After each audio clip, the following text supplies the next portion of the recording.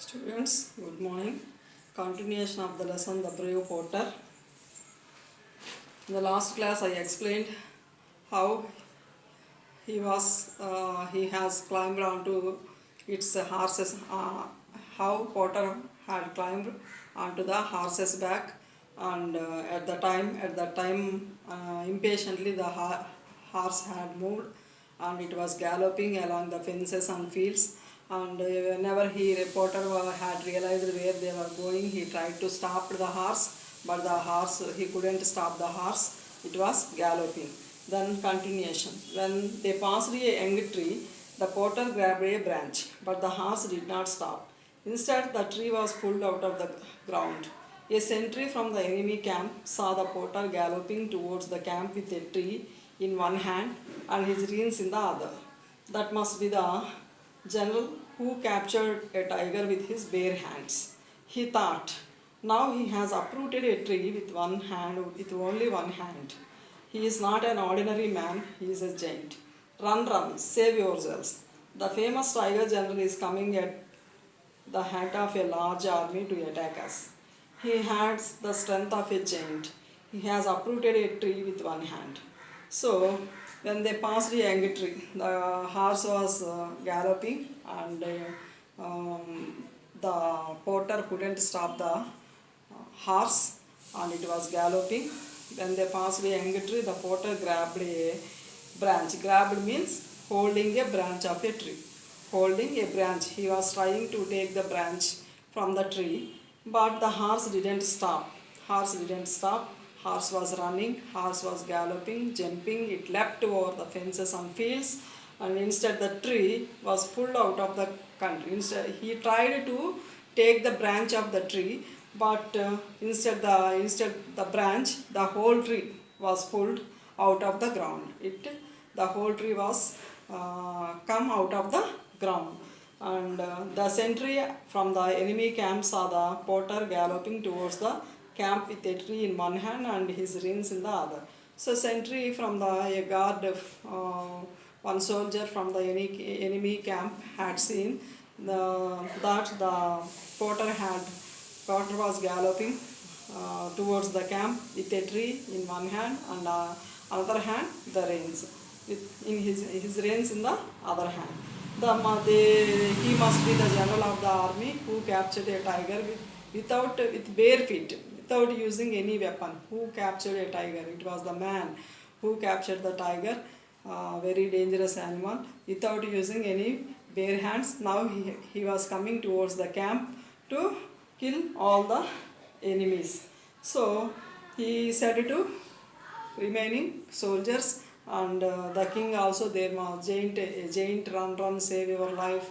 Somebody, a big giant is coming towards our camp. Run, run, save your life, he said. The famous tiger general is coming at the head of a large army to attack us. He is coming to attack us. Run, run, and save your lives, he said.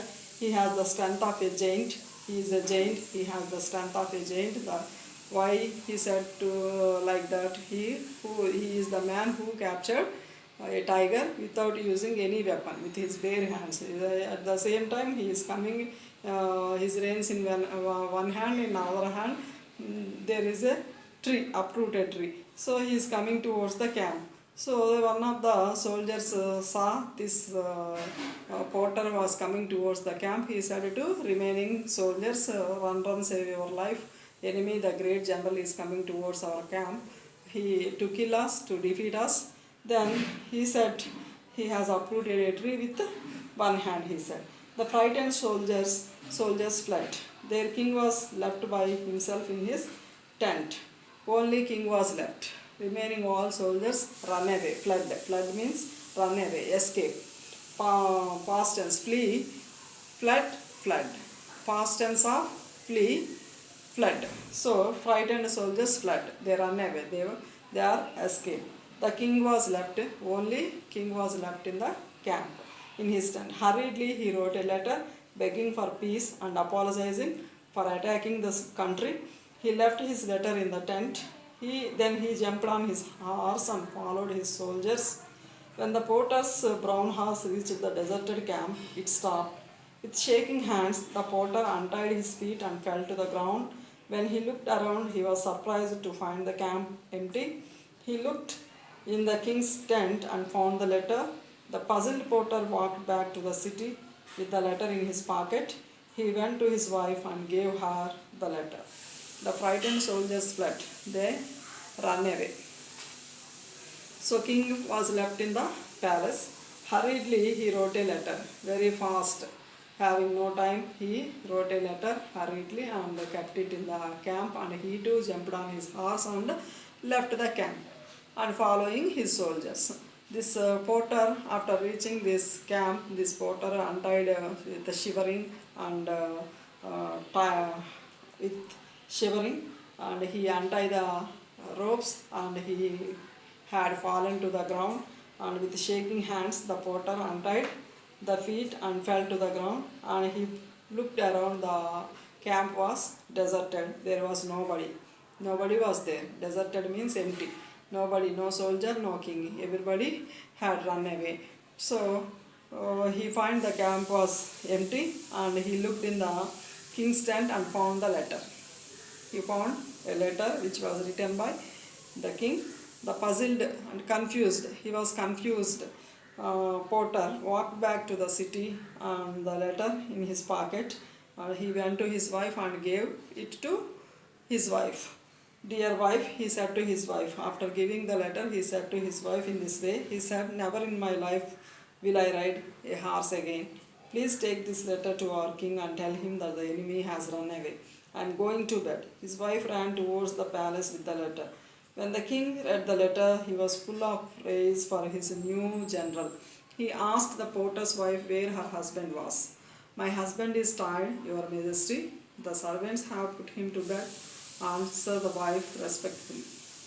So, after reaching, porter's brown horse reached the deserted camp, it stopped. After reaching the enemy's camp, the horse stopped, and when they reached the camp was empty. There was nobody. They all left the tent and saved their lives. They ran away. The king hurriedly written a letter and kept it. Hurriedly he had written a letter and kept it in the tent, and he had also followed his soldiers and left the camp. And with shivering he found a letter. He untied his feet and took a letter and put it in his pocket and reached his wife. The letter was given to his wife, and he said to his wife, please give this letter to king. And immediately she went to the palace, and she gave the letter to the king. After looking the letter, king felt very happy, and he was full of praise. The new general, who was he? The porter. And he asked the porter's wife where he was, but she said, "O king, he was very tired. He was unable to come here, and with the help of servants, he was put him to bed." She said very respectfully, "Let him rest today, tell him to come tomorrow to receive his reward." The king said, "Okay, take him rest for today. Tomorrow, come to the palace to receive his reward, to receive gifts. Let him come tomorrow, let him take rest today, ask him to come tomorrow to the palace," the king said. Next morning, the porter went to the king's palace. He left the brown horse in the stable and walked to the palace with his wife. The streets were filled with cheering crowds.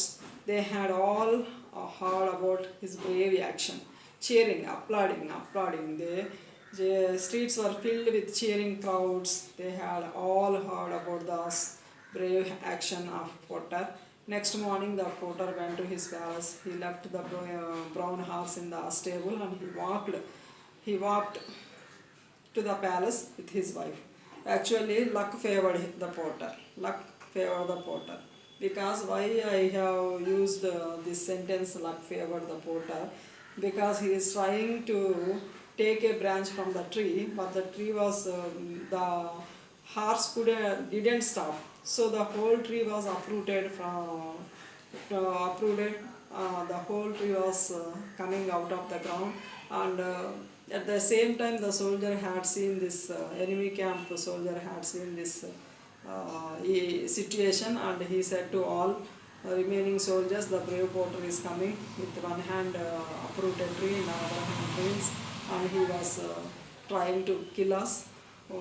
Immediately he may attack to our camp and he may kill all of us, he said to remaining soldiers. So after hearing the tiger general is coming, who captured the tiger with his bare hand is coming towards the enemy camp, they themselves run away. Following, the king also hurriedly written a letter and he had also followed his soldiers. So luck favored him. Without doing any brave action, all villagers praised him, all the country, whole country peoples praised him of his brave action. Without, he didn't do any brave action, but all people applauded him, cheering crowds. They had all heard about his brave action. Look how humble he is, they said to each other. How simple, humble, how simple, not proud. Look how humble he is, how simple the porter is, how humble this man is, not proud, they said to each other. Any other man would ride to the palace on a horse, but he is walking like an ordinary man. If any other man is there in his place, he would ride a horse to reach the palace, but he is like an ordinary man, he is walking. He is truly a humble and brave man. They all said, he is truly humble, a brave man, he said. They said, everybody said in the kingdom. The king rewarded the porter so well that he did not need to work again. The country was peaceful for the rest of his life and the porter never rode a horse again. So king rewarded the porter. King had given many gifts, and so that he need not to work again in his life, and the country was very peaceful, happy, and for the rest of his life, remaining part of his life. The rest of his life means remaining part of his life, the porter never rode a horse again. There is no need of riding a horse for the porter again. So king has given many gifts, many rewards and appreciation to him, and he didn't do any work in his life again, and he never ride a horse in his life again. Thank you, students. With this the brave porter lesson is completed. You have to read the lesson carefully, the whole lesson, find difficult words and meanings, write in your fair notes. Thank you, students. We shall meet again with the next topic in your next class. Thank you.